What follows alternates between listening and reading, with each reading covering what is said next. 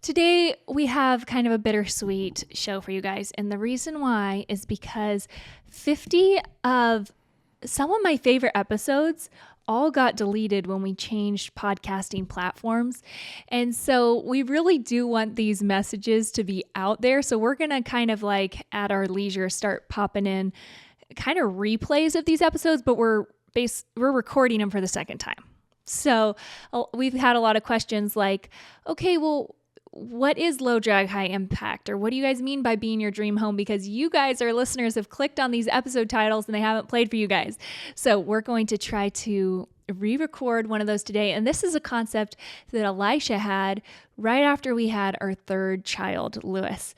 And it's been something that's just become a core part of our family culture. And I'm excited to share that with you guys today. If you guys enjoyed this episode, if you would take a screenshot of it and share it on social media, that would be awesome. Tag us and we will share it on our end. It's fun to see who's listening to the podcast, what episode you're listening to, where you're listening from. That's always so fun. And it also helps get the podcast out there to the like-minded people in your world. So thank you guys so much. And we're going to dive in.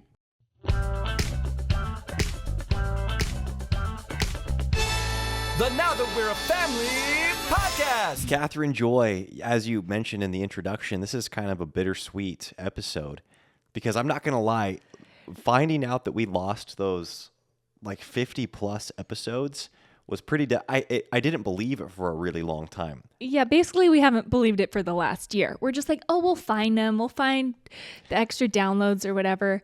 But we've been running everything off Elisha's tiny computer. Like the storage is really small. And I think we weren't backing stuff up on a hard drive back in those days. Well, I was just inconsistently because I had a bunch of the episodes. My old routine used to be always saving each episode to a hard drive, but it obviously wasn't that consistent of a routine. Not for like 3 months. I was probably pregnant or something. And he was just like, okay, I need to do the bare minimum here. Our house is falling apart. Yeah, but I got really sad today when I was really kind of coming to terms with the reality that these episodes are just gone, as far as I know. Unless, I'll just say it right here. If anybody has like random episodes of our podcast downloaded on any of your devices, maybe let us know. And we'll give you a golden ticket. Yeah, we'll make a proposition. Willy Wonka give you a ticket. proposition. Yeah. Well, we don't have any Willy Wonka golden tickets, but we'll make our own golden ticket. And maybe we can, salvage a few of those old episodes. That would be really cool, actually. Yeah. Oh, yeah. It'd be Let way us cool. know if you guys, that was a long time ago. So wouldn't blame you if you didn't have that taken up storage on your device.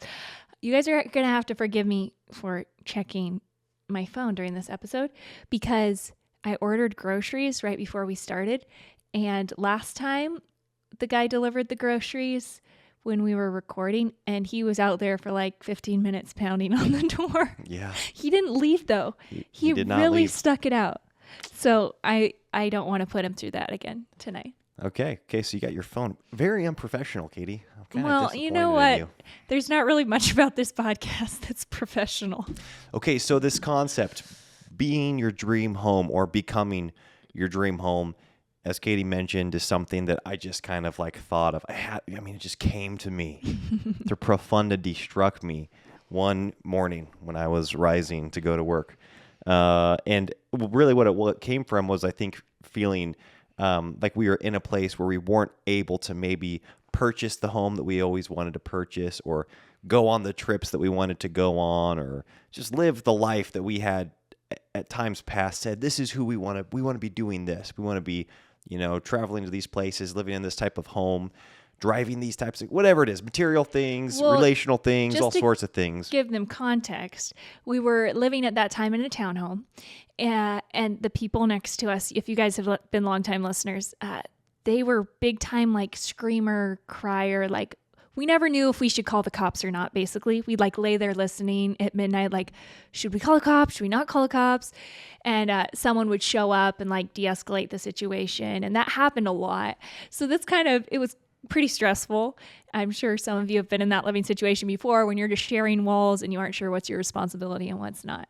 And then we were driving the Honda Fit, and that was my first car, but Elisha had gotten in a wreck. And so the full blown, like, what do you Oh, call that's that right. thing? The airbag in the steering wheel had deployed when I got in a wreck, and I just never replaced it. It was 'Cause just like cut out. yeah, I think the insurance company totaled our car, and they didn't give us in my mind, very much money for our vehicle, and so I drove. It still drove, so I drove it around with no airbags, and Which we know is super sketchy. So like no one tell us it was like super dangerous because we knew that and it was really stressful. But we didn't really have an option. And then we were living in Centralia, Washington, which the bright side of Centralia, Washington is Elisha's incredible family, but it's kind of a bummer town. So there were just like a lot of things that sure, I mean, weren't like our dream home, basically. yeah, and we complained about it a lot. We honestly like felt very We were like, babies. yeah, we felt vindicated every time we were complaining. But finally, I think shortly after having Lewis, it dawned on me that complaining really gets you nowhere. And you know what's interesting about complaining, especially with your spouse, about like circumstances that are in some ways outside of your control, is it can have this false sense of, well, actually, I don't think it's a false sense, because I think it is unifying, but I think the false is it gives you this false sense of like health in your marriage, where you're like, hey, look how unified we are in, complaining about this thing, or in, being so frustrated with this relationship, or just being so upset that we can't, being so upset with the housing market. Like, the housing market's so hot right now, and so we just, we loathe it and we complain about it, but we're unified in it. And it's easy to feel like it's healthy, when in reality, like, unifying over something that's wrong is actually not a good thing to do. And That's good, Elisha. That's a really well, good point. I think we've done this many times, Yeah, we Katie. have. We're so prone to doing this, where even just not about like a dream home, about like relational discord, or about anything, politics, about the weather, about. And it's not saying you can't ever like something, but the Bible's very clear on grumbling and complaining and it being a sin. Yes. So we don't want to ever bond over a sin. Yeah. And I think that we had kind of been in one of those seasons where we were just, I was coming home from work. I was saying, oh, this, and you're like, yeah. I was like, yeah. And I don't know. Did you understand what I was just saying? No. No? But I got the point. Good. And I think that we just thought that was normal, and then finally the Lord convicted of us of just our ungratefulness and of our murmuring, because those things are stated as being sin in the Bible. When the children of Israel were murmuring in the desert and they were complaining, God did not look kindly upon that at all. And as His children today, being the church, finding ourselves complaining and murmuring, in a really kind of like routine manner, should bring us concern and pause. And I think it finally did at this season of our life, and it has since regarding other things too. But ultimately, Katie and I decided, instead of trying to save for our dream home or strive for our dream home or our dream life, we want to be our dream home. And when I said that, Katie was like, oh, that sounds cool. She's like, I don't really hear it said like that very often. And I was like, well, that's great. Put it on a t-shirt and sell some of those things so we can save up some more money to buy our dream home. Stop. Elisha, no, I think what I said was like, be your dream home. Like, what on earth does that mean? And you would explain it for me to think it was a cool concept. Yeah, so you probably want me to explain it again. Yeah, I do. Well, this is actually part of the stressful part of redoing these episodes, is we weren't able to listen back to them. They're just gone. They're gone. Yeah, but it's your original thought. And so I have no idea what we talked about the first time when we talked about this. I think when I was considering what I actually wanted in a home, so many of the attributes of that home or the characteristics of that home had nothing to do with the amount of money that it cost or the location of that home or the amount of property that we had, but really in how we would function as a family within those four walls. And when I would envision and dream of that home, we would be in the living room having family Bible times, or we'd be doing family worship times, or we would be sharing meals at our dining room table. Or you and I would, be putting the kids to bed and then going and having like our special time to connect before the kids, while the kids were asleep. We would be connecting in the living room or in our bedroom. And I realized that so many of those things that I had like in this vision, we were so able to do right there in that home. Yeah, it would be a restful place. It'd be a joyful place. And a lot of that has to do with our attitudes and our outlook on life more than I think environment can really impact that too. But it has a lot to do with our attitudes, first and foremost. Yeah, and I liked getting really specific about it when it came to our home because I think that's something that a lot of people can relate to dreaming about or striving for or saving for is like, oh, their dream home, the dream property, or maybe even it's just a dream of getting out of your current home and into a better home, like upgrading and improving your living situation. But I think you could take this in an even more broad sense and look at just trying to improve your actually no, I think you could break it into other categories is what I'm saying, and you could say, oh, I want to grow in this area, or I want to attain this credential or this income level. And oftentimes I think we use the futuristic unattainable goal as an excuse to not grow in the present and to not make the most of the present. And I think we're so prone to doing this, Katie, you and me, I know I am, in subtle ways where we say, oh, well, once summer's here, or, well, once, back when, like, once Lawrence is weaned, or, once whatever it is, once we're through the second trimester, or once whatever it is, once we have this much in savings, or once we're done with this job, then we'll fill in the blank. We'll get in a better family routine. We'll get the family Bible times back. We'll get in a better date flow and, and have our family planning times. When in reality, those things actually aren't what's keeping you from doing those things that you want to implement into your life. Mm-hmm. And the home, being the dream home, I started realizing how I was really waiting for a building or a property to implement many things into our family culture that we were very capable of implementing that very moment. And so that's why we started really looking at what we wanted in a dream home and then attacking it from, let's take action on these things on a practical level. Can you remember what some of those things were? Well, oh, wow, you just like really put me on the spot there. But I just think that that's such a cool concept. Like when Elisha fleshes that out and clarifies the statement, be your dream home, it just makes so much sense to me that that home is not a building. And it's the people in the building that make the house a home. And we all know that, but it's actually really practical. And it's, even though we know it, sometimes we don't act like we know it, Yeah. And I think that we're in danger of someday purchasing our dream building and then realizing we actually don't have the relational infrastructure to be our dream home. And being able to build that relational equity and that family culture, it starts it's going right now. Your family culture is being created. It's this ongoing thing. And so you need to be very vigilant in what that is becoming in the moment before you have that building or before you can afford the next upgrade in your home situation. And so that led to us at that point, I think, really getting serious about family worship times, about family Bible times, about family reading times that have now become, to some extent, a pretty strong part of our family culture. Mm-hmm. And it's great because we have been able to buy a home, which we're really grateful for. It's like, is this our dream home? Well, dreams are always growing. So, it's not our dream home, but I have been convicted. And actually, we should say this too. A huge reason we thought it'd be fun to do this episode is because for the last few weeks, we've kind of been in the same mindset. Yes, we found ourselves in the exact same mindset of looking at properties, being on Zillow multiple times a day, complaining about interest rates, complaining about, the real estate market, the prices. And we had to step back. We're like, we're doing this again where we are, and there's nothing wrong, again, with thinking. We're futuristic people. We love dreaming, and I don't think we'll ever discourage anyone from dreaming about what could be in the future. I think that's really fun. It gives you fuel for today. However, I think we were letting the inability to maybe go out and purchase whatever properties looked appealing to us as a reason to slide on some of our more some of the things in our life that were more important to us in our family culture.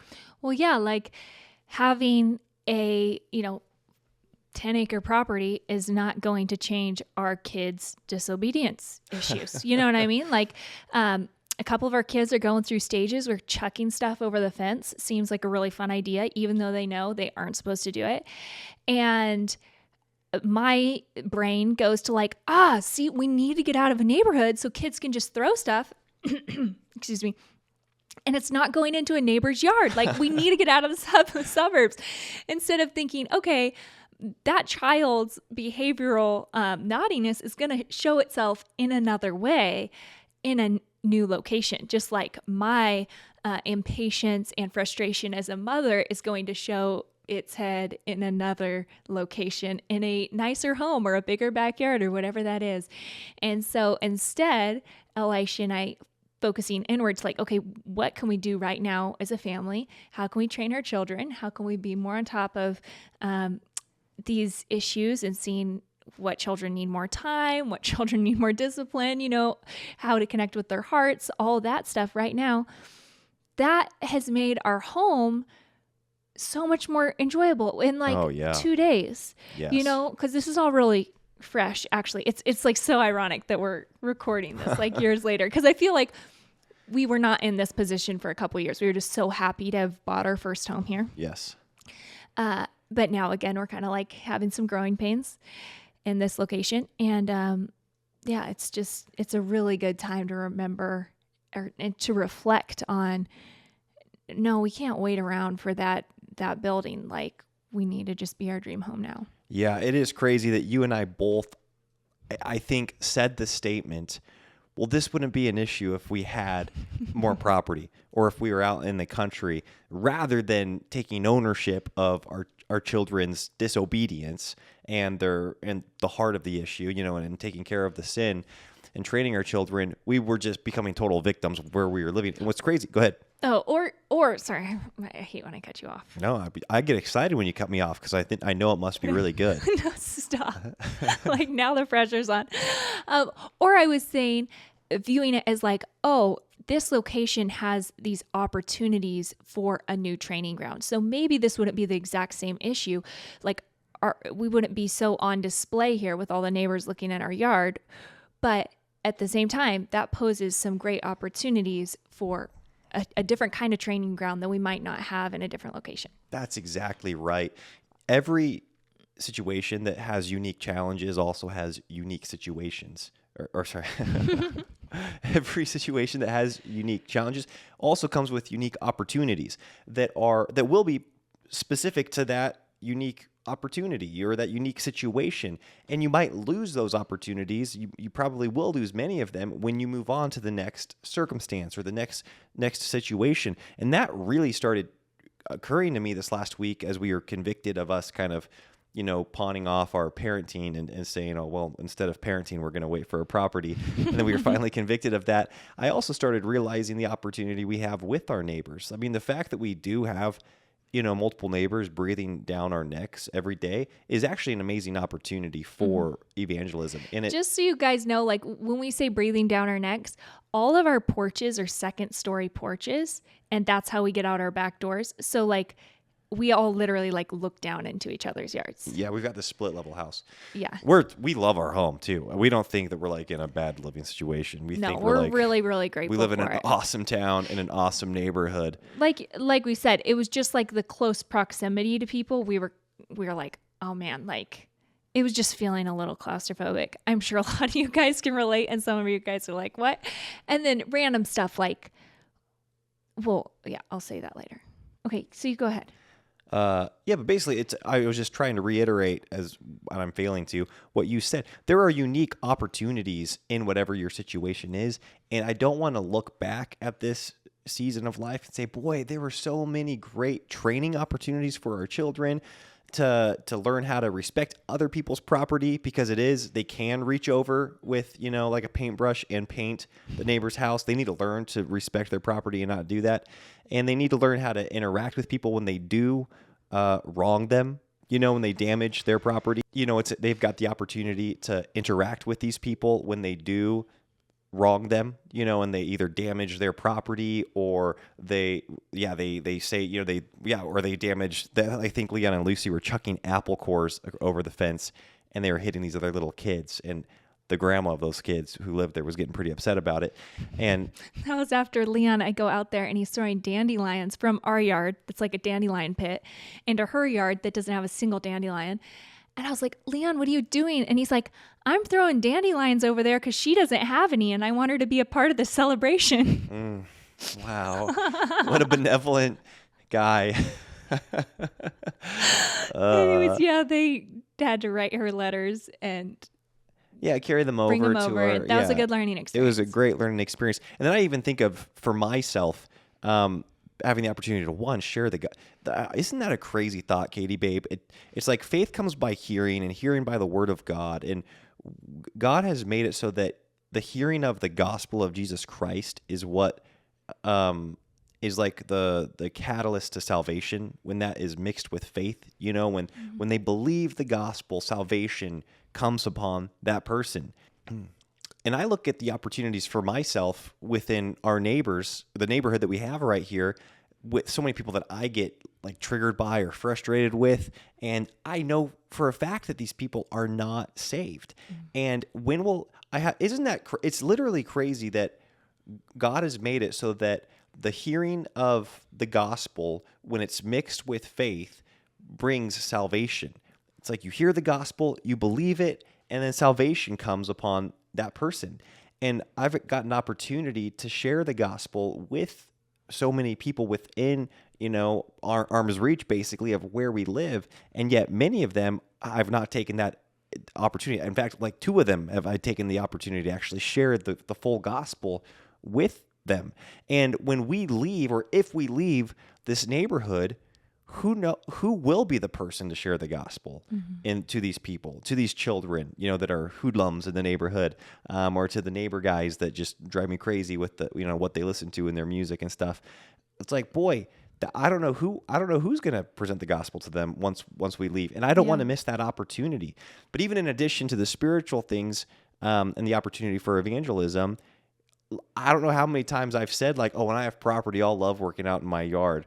But like, I was going to bring that up. Oh, dang it. You were going to call me out. No, I wasn't going to call you out specifically. I was going to bring up the yard, though. Yeah, because It's not like it's your responsibility. It's our yard. You just take responsibility for it. I thought you were going to call me out on how I talk about wanting to have property so that I can work on the property, but then I just neglect our home here in our yard.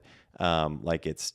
Well, the funny thing is that our yard, I did tell Elisha, it does look kind of like a field. It looks kind of like the country. So there's all these weeds growing up. We did a really good job last year.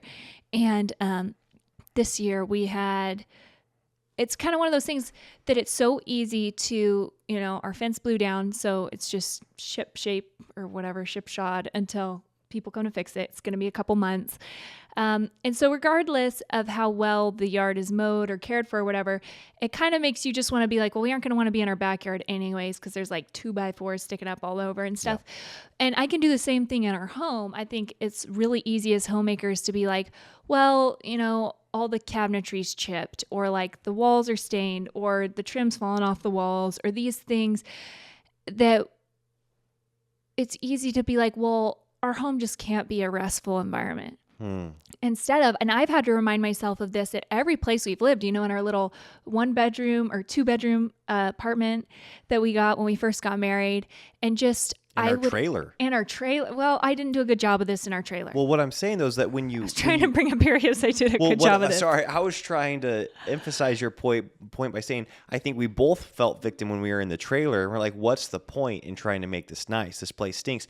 But without fail, every time we would clean it, or you would make an effort, to clean it, to light candles, to prepare a meal, we'd be in there like, this is awesome. Yeah. It's crazy how even in that tiny space, the difference of like putting that effort in, making it a restful place, really affected our home. Yeah, I think that it's like underrated how much just a clean, tidy space can be really restful and really enjoyable to be in, even if it's a little beat up or a little less than ideal, and it's not like a Pinterest perfect home.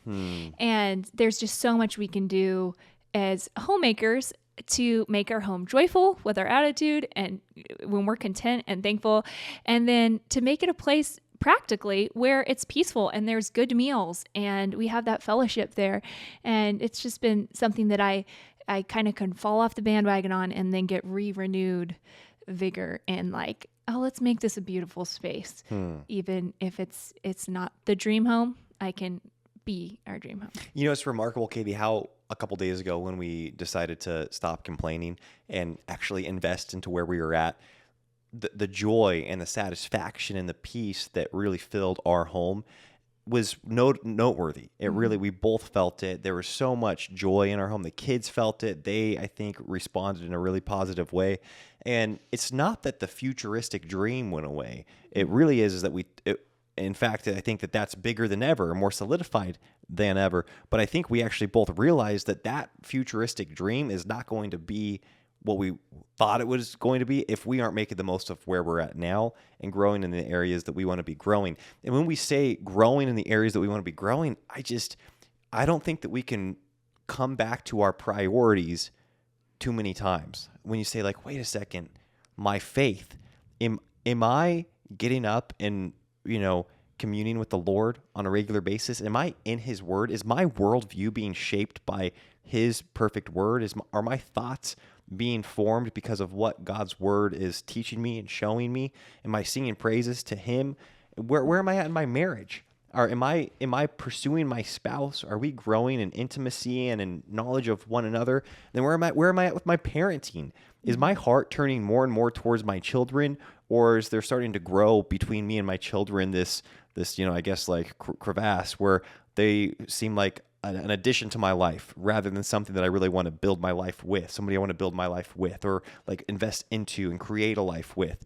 And it's crazy how, again, I'm just so prone to departing from those core things in my life, with my faith, my relationship with the Lord being first and foremost, and just like the foundation. Like it's in a different category really of like marriage and children, because it's like who I am. It is I am saved, I am bought at a price, and he is my life. But then those other things, marriage and parenting, it's like if you aren't thriving in those things, a circumstantial change will not fix those things. However, circumstantial changes can definitely help those things, because we are not anti-changing and improving our circumstances. And that's my next point. Yeah, we have done dramatic things at times because the circumstance needed to change. But I think also you can look at your life and kind of see if you're just changing the circumstance to think that it's going to change you in a way.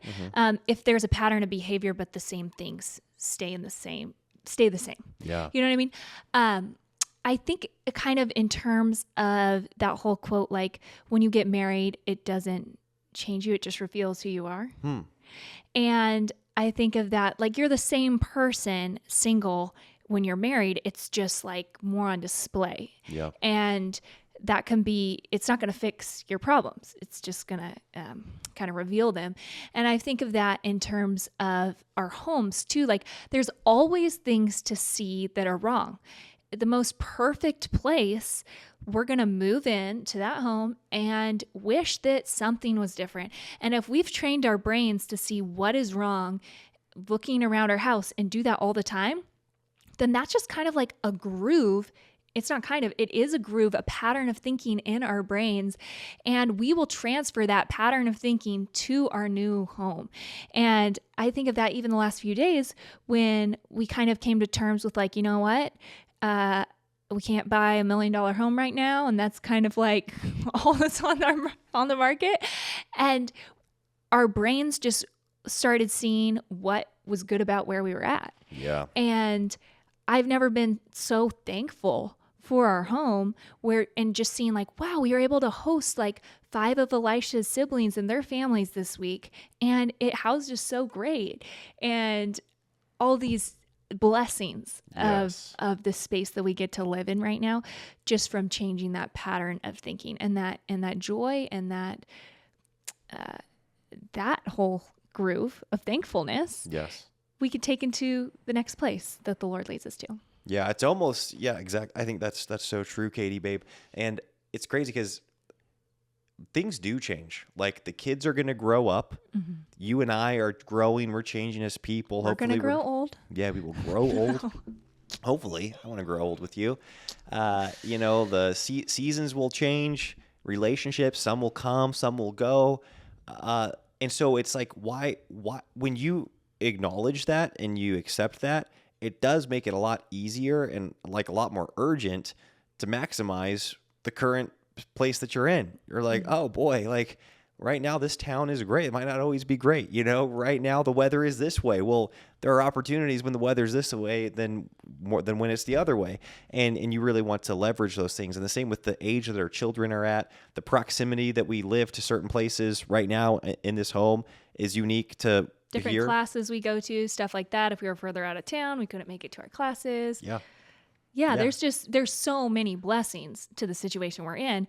And we've brought this up on the podcast before, that this is another thought Elisha had, but that we want to be blessing miners, and we want to mine the blessings from situations that we're in, because they're always there to be found. Sometimes we just have to dig a little more to find them. Yes. And I think something just kind of that we can kind of talk about to wrap this up is that we are so capable of changing our appetite to where we feel led, to where we feel like God is leading us.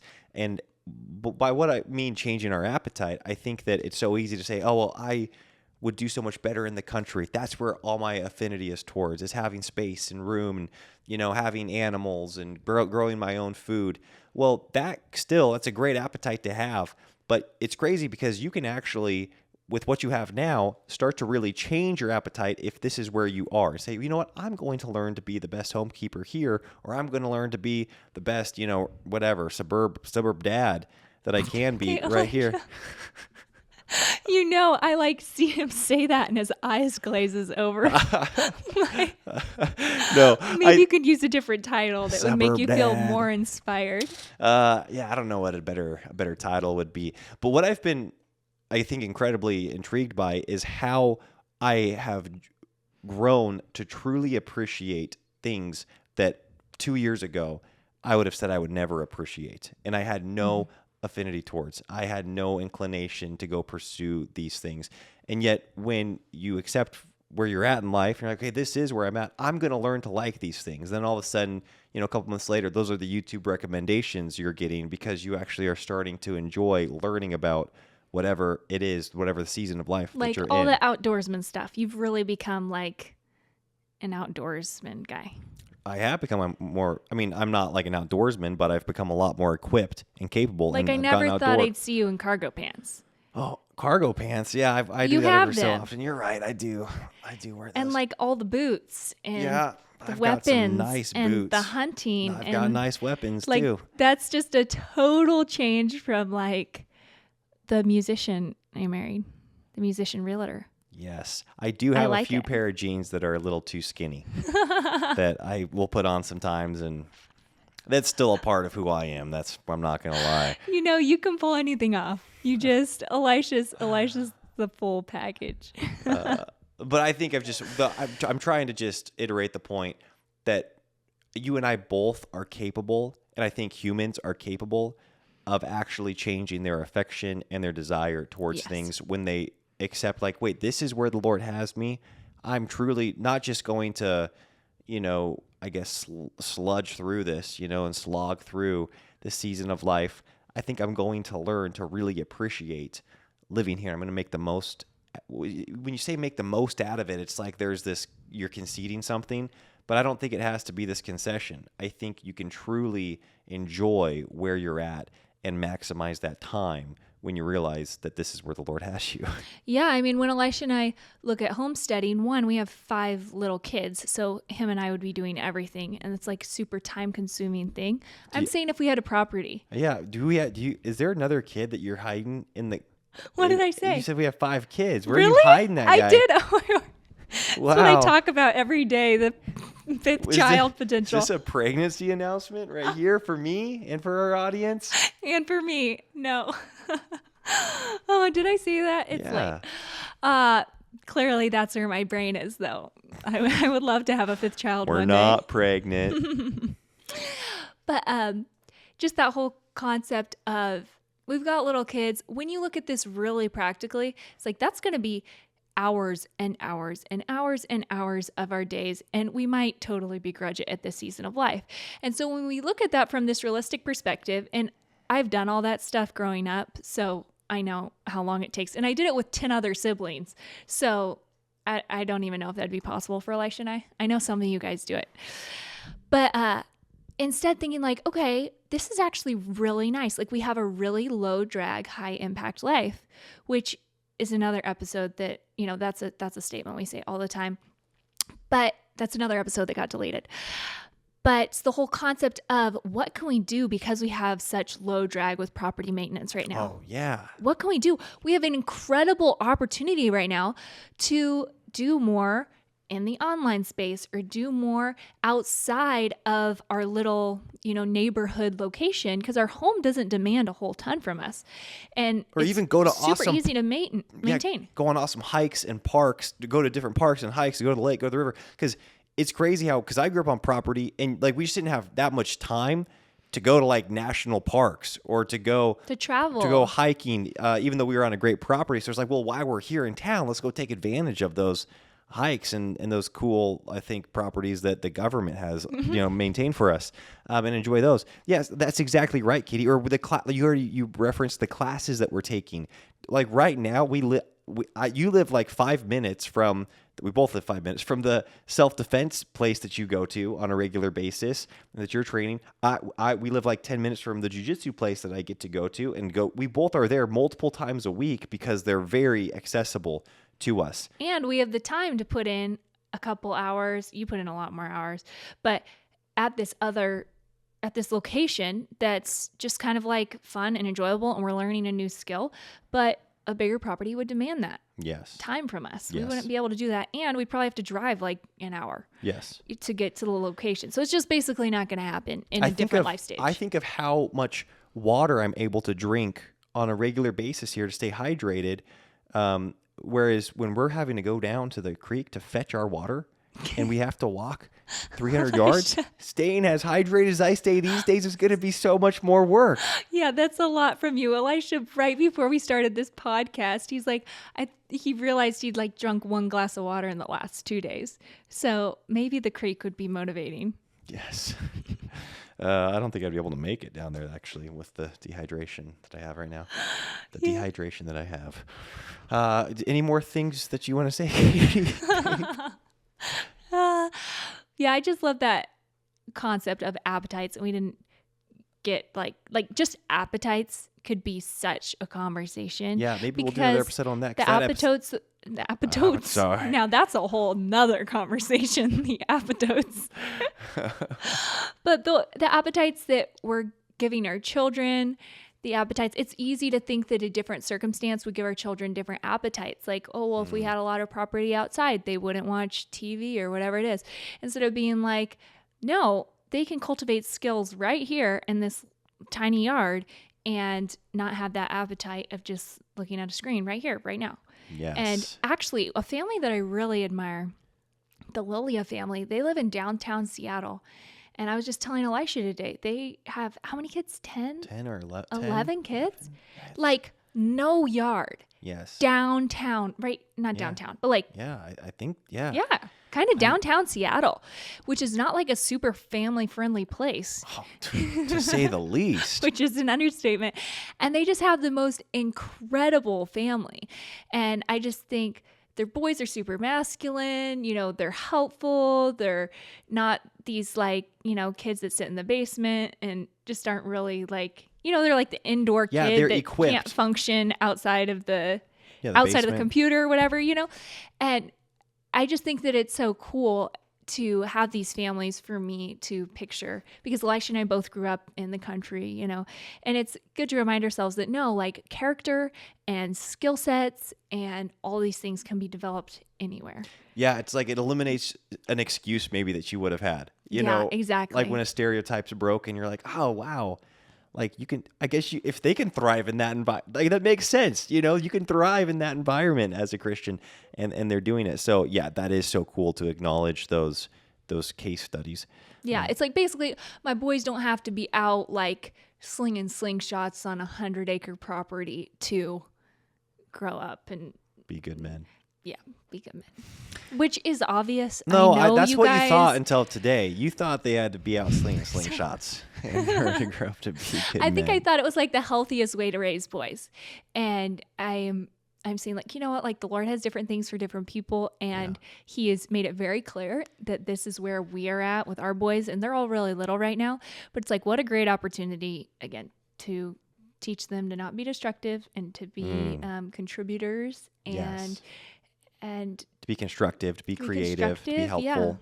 Yes. so it's a great training yard because, or training, Well, yeah. literally training yard, because it's so obvious and in my face when it's such a public embarrassment Yes. when it doesn't go well. Wow. And I think that just is like, wow, what a gift. Yes. That's just going to like make me on the alert as a mother. Yes, that is such You a as great brother. way to look at it, Katie babe. I love that. You've got like a lot of social pressures to kind of like, in a good way, keep our Yeah, like parents healthy. in a healthy way to be like, oh, wait a second, that's right. We do need to keep tabs on what our children are doing. Yeah, or maybe if they're just kind of like out running wild and then we go into, Starbucks and they just melt down and tear all the shelves down or something. You know what Yes. I'm saying? Like, I'm very aware of like, okay, we Yeah. need to work on if this you mean issue. if we were for 6 months out on the property, I and might then we not come into notice. and then we come into Yeah. the big city, and then it's like, who are these? Like, 7 brides for 7 brothers situation, you know? yeah, exactly. They're like climbing up the counter. They don't even know how to use a toilet and stuff. Yeah.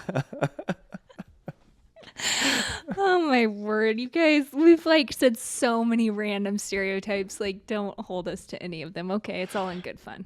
Well, thanks for listening, folks. Thanks for doing this, Katie babe. Yeah, thank you. I love your ideas. Oh, thanks. All These right. chairs are too far apart. Well, we can do something about that. See you later, folks. Bye. Bye.